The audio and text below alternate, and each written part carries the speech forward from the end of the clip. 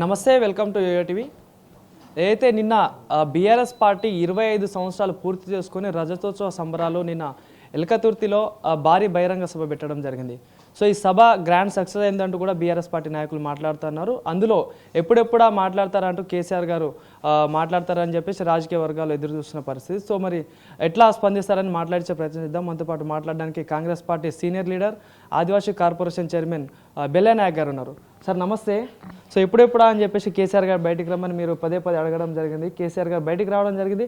నిన్న స్పీచ్ కూడా మాట్లాడారు. జనాలు కూడా చాలా మొత్తంగా వచ్చినట్టు కనిపిస్తూ ఉంది. ఏంటి మరి ఆ జనాలను చూస్తే కాంగ్రెస్ పార్టీ భయపడుతుందా అంటే ఏం చెప్తారు? ఇప్పుడు కేసీఆర్ ఆ వచ్చిన జనాలు సాటిస్ఫైడ్ ఉన్నారా? మరి కేసీఆర్ మాట్లాడిందంతా హ్యాపీగా ఉన్నారా? ఇప్పుడు జనాలను పట్టుకురావడం వేరు, జనం రావడం వేరు, జనం సాటిస్ఫై కావడం వేరు. నేను జనాలను తప్పు పట్టట్లేదు. కేసీఆర్ మీద నిజంగా చాలా హోప్స్ పెట్టుకున్నది టీఆర్ఎస్ పార్టీ నాయకత్వం. మొత్తం గ్రామస్థాయి కార్యకర్త నుంచి రాష్ట్ర స్థాయి నాయకత్వం అంతా కూడా ఒక హోప్ పెట్టుకొని ఈ మీటింగ్ ద్వారా మాకేదో సందేశం ఇస్తాడు, మావాడేదో పొడుస్తాడు, మావాడు పొడిచే పొట్టుకు ఇక కాంగ్రెస్ ప్రభుత్వం ఉండదు అనేటటువంటి ఊహతోనే ఉన్నారు చాలామంది. ఇక కొండంత రాగం తీసి ఈకంత పడవైనట్టున్నది ఆయన కథ. కేటీఆర్ తిట్టే తిట్లు, కేసీఆర్ మన హరీష్ రావు తిట్టే తిట్లని కలిపి కాంగ్రెస్ పార్టీని తిట్టిండు ఆయన. ఆయనలో ఏ మార్పు రాలేదు అనేది ఆయన స్పీచ్ చెప్తా ఉంది. గతంలో ఆయన ప్రజల్ని తప్పు పెట్టిండు, ఇప్పుడు కూడా ప్రజల్ని తప్పు పడుతుండ్రు. ప్రజలు తప్పు చేసిరు తప్ప నేను తప్పు చేసిన అనుకోవట్లేదు. నేను అసహించుకొని ఓడించిండ్రు. తానే స్వయంగా కామారెడ్డిలో ఓడిపోయినటువంటి పరిస్థితి కదా. కాబట్టి ఇవాళలో కూడా మార్పు వచ్చి ప్రజలకు నిజంగా గతంలో చేసినటువంటి తప్పును 2 చెంపలు వేసుకొని ఈ సంవత్సరం నుంచి జీతం తీసుకొని ఇంటికాడ వన్ననేను అనేటటువంటి విషయం కూడా ఒప్పుకొని, ఇప్పుడు ప్రజాస్వామ్యంలో ప్రజలు ఎవరికి తీర్పు ఇస్తే వాళ్ళు పాలించాలి, ఎవరికి ఏ బాధ్యతలు ఇస్తే అది అప్పచెప్తే ఆ పని చేయాలి. ఆయనకు ప్రతిపక్ష బాధ్యత అప్పచెప్పారు. ప్రతిపక్ష బాధ్యత చేయడట ఆయనకు పాలకుడి బాధ్యత ఇస్తే చేస్తారట. ఇక ఈయనే వచ్చిండు కొండయ్య, ఈయనకంటే పెద్దోడు ఎవరు లేడు పని చేయడానికి. ఇక్కడ ఆ ప్రతిపక్ష బాధ్యత కూడా తీసేయమని చెప్పినట్టున్నది ఇండైరెక్ట్గా.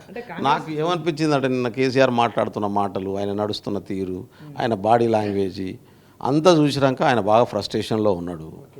ఆయన నేనే గొప్పోని అనేటటువంటి అహంకారం దిగలే. నేను ప్రజాస్వామ్యబద్ధంగా ప్రజల ఓట్లతో గెలిచి ప్రజలు ఇస్తే నాయకత్వం వహిస్తా అనేటటువంటి విషయం మర్చిపోయిండు. ఆ రాజరిక భావాలు పోలేదు, దాంట్లోకి వెళ్ళి బయటికి రాలేదు. ఇక కాంగ్రెస్ను తిట్టేది ఏమున్నది? ప్రజాస్వామ్యం లేదని చెప్తారా? ప్రజాస్వామ్యం లేకపోతే కేసీఆర్ మీటింగే జరగకపోయేది. ఆడ ప్రభుత్వం కాలువలు మూసేసి, భూములు మూసేసి, పంటలు మూసేసి చేస్తుంటే కూడా ప్రభుత్వం రాజ్యాంగబద్ధంగా ఎవరికైనా మీటింగ్లు పెట్టే హక్కు ఉన్నది. వాళ్ళ బిడ్డ వచ్చి ధర్నాలు చేస్తుంది. వాళ్ళు మూసేసిన ధర్నా చౌకను మేం కదా ఓపెన్ చేసింది. ప్రజాస్వామ్యం లేకపోతే ధర్నా చేసే అవకాశం లేదు. ఇలా మీరు మీడియా కానీ, జర్నలిస్టులు కానీ, సామాన్యుడు కూడా ముఖ్యమంత్రి నుంచి మొదలు పెడితే ఎవరినైనా కలవచ్చు. అది మా ప్రభుత్వంలో. మీరు కేసీఆర్ సందర్భంగా ఎప్పుడైనా కలిసిన సందర్భాలు ఉన్నాయా? ఆర్టీసీని విధ్వంసం చేసిన ఆయన ఆర్టీసీ గురించి మాట్లాడుతుండు. ఇవాళ ప్రజల సంక్షేమ పథకాల గురించి మాట్లాడే నైతిక హక్కు లేదు ఆయనకు. ఇవాళ కాంగ్రెస్ పార్టీ మాకు ఇచ్చినటువంటి టైంలో ఎట్లా డెవలప్ చేయాలో మా దగ్గర ఒక మోడల్ ఉన్నది, మేము చేసుకుంటూ పోతున్నాం. కేసీఆర్ అనేటటువంటి ఆయన ఈ రాష్ట్రానికి పనికి రాడని వాళ్ళ కార్యకర్తలకు క్లారిటీ వచ్చేటటువంటి మీటింగ్ నిన్నటిది. ఆయన నిన్నటి మీటింగ్తో కేసీఆర్ ఇక పనికిరాడు, మేము పార్టీలో ఉండడం వేస్ట్, మా దారి మేము వెతుక్కోవాలనేటటువంటి కంక్లూజన్కి వచ్చేటట్టు చేసిండు ఆయన.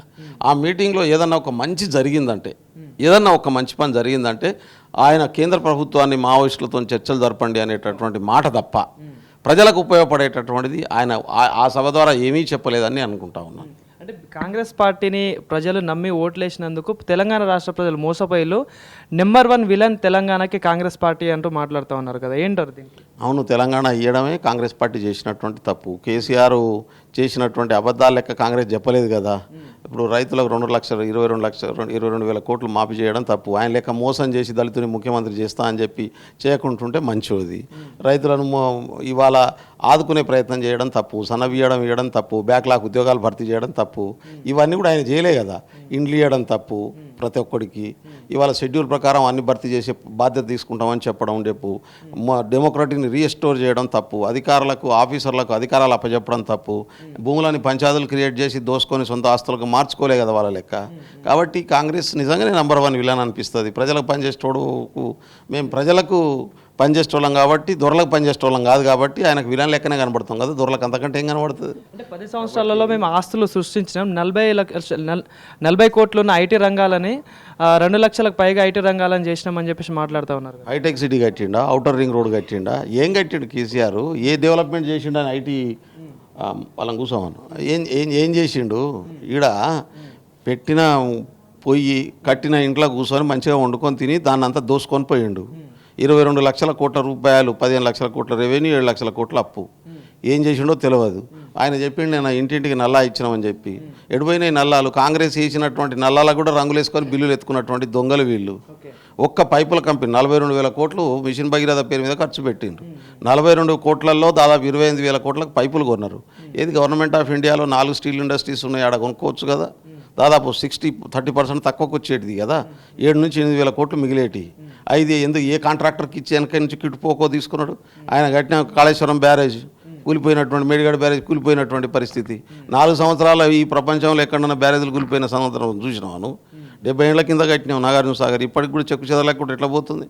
కాబట్టి వీళ్ళంతా పైసల దొంగలు. ప్రభుత్వ సొమ్మును రకరకాల పథకాల పేరుతోని పైసలు దొంగతనం చేసుకొని దోసుకొని పోయినటువంటి పరిస్థితి. యూనివర్సిటీస్ నిర్వీర్యం చేసిండ్రు. ఎస్సీ ఎస్టీ బీసీ కార్పొరేషన్లు అంతే క్లోజ్ చేసిపోయినటువంటి పరిస్థితి కదా. నేను కూర్చున్న చేరున్న కార్పొరేషన్ 5 సంవత్సరాల నుంచి నోటిఫికేషన్ లేకుండా చేసిపోయిన మహానుభావుడు కదా. గిరిజనుల సొమ్ము, దళితుల సొమ్ము, బీసీల సొమ్ము, ఈ ఆయన ఎంబీసీలని ఒక కార్పొరేషన్ పెట్టి ఒక రోజు ఇచ్చి డిక్లేర్ చేసి 1000 కోట్లు కేటాయించి 250 కోట్లు ఖర్చు చేసి 700 కోట్లు లాభ చేసినటువంటి దొంగలు కదా వీళ్ళు. ఇంకేం మాట్లాడతాం వీళ్ళ గురించి? ప్రతి దాన్ని విధ్వంసం చేసి గడికి, ఎందుకంటే రబ్బర్ చెప్పులు ఉన్నటువంటి హరీష్ రావు కోటీశ్వరుడు అయింది. ఇవాళ మొత్తం ఈడ కాకుండా పోయి విదేశాల్లో ఛానల్ పెట్టుకొని నడుపుతున్నటువంటి పరిస్థితి ఉంది. కాబట్టి మోసం చేయడం, అబద్ధం చేయడం వాళ్ళకు సంబంధించినటువంటి వ్యవహారం. కాంగ్రెస్ పార్టీ ఏం చేస్తుంది అనేది ప్రజల్లో స్పష్టత ఉన్నది. 5 సంవత్సరాల్లో మేము ఇచ్చినటువంటి హామీలన్నీ అమలు చేస్తున్నాం. ఎందుకు పిట్ట తొందరపడతావు? ఈ కారు కూతులు ఎందుకు కూస్తావు? అయితే నిన్నటి సభతోనైతే రాజకీయంగా ఒక స్పష్టత వచ్చింది. కేసీఆర్ బీఆర్ఎస్ పార్టీకి వీఆర్ఎస్ ఇయ్యక తప్పదు అనే విషయంలో బీఆర్ఎస్ కార్యకర్తలు వచ్చేసారు. ఇక దీంట్లో ఉంటే మా భవిష్యత్తు ఉండదు అనేటటువంటి ఒపీనియన్కి అయితే వచ్చేసారు అనుకుంటున్నాను. అంటే రాబోయే రోజులలో మళ్ళీ బీఆర్ఎస్ అధికారంలో రాబోతుంది, మళ్ళీ నేను ముఖ్యమంత్రి అయితే రాష్ట్రాన్ని చక్కదారిలో తీసుకొస్తాను నిన్న కేసీఆర్ గారు మాట్లాడుతున్నారు. ఏమంటారు సార్? ఆయనకు అంత సినిమా లేదు. ఆయన క్లోజ్ అయిపోయిన చాప్టరు. ఆయన వృద్ధాప్యం దగ్గరికి వచ్చిందా లేకుంటే అల్జీమర్ వచ్చిందా నాకు తెలియదు, కానీ ఆయనకు అయిపోయింది కేసీఆర్. నిజంగా నేను నిన్నటి సభ తర్వాత కేసీఆర్ అనేటోడు మనకు ఈ ఇంటికాడ కూర్చొని అని అప్డేటెడ్ కూడా లేడబ్బా. నిజంగా బాధ అనిపిస్తున్నది. కేసీఆర్ చాలా పుస్తకాలు చదివినా అంటాడు, కానీ కొంత జ్ఞానవంతుడు కదా, చదువుకున్నాడు కదా, ఉద్యమాలు చేసిండు కదా, ఎత్తుగడ కోసమైనా ఉద్యమం చేసిన నటించినోడు కదా. తెలంగాణ ఉద్యమంలో నేను ఉద్యమం చేసిండు అనగానే ఉద్యమాన్ని నటించినటువంటి ఆ నటన కూడా రాలే ఆయనకు నిన్న. కాబట్టి నిన్నటితోని కేసీఆర్ అనేటోడు నాకు కాదు వాళ్ళ క్యాడర్కే విశ్వాసం పోయిన ఇంకా ముఖ్యమంత్రి అట. ఆ పార్టీ 4 సంవత్సరాలు దాకుంటే గొప్ప, అది కాలగర్భంలో కలిసిపోతుంది.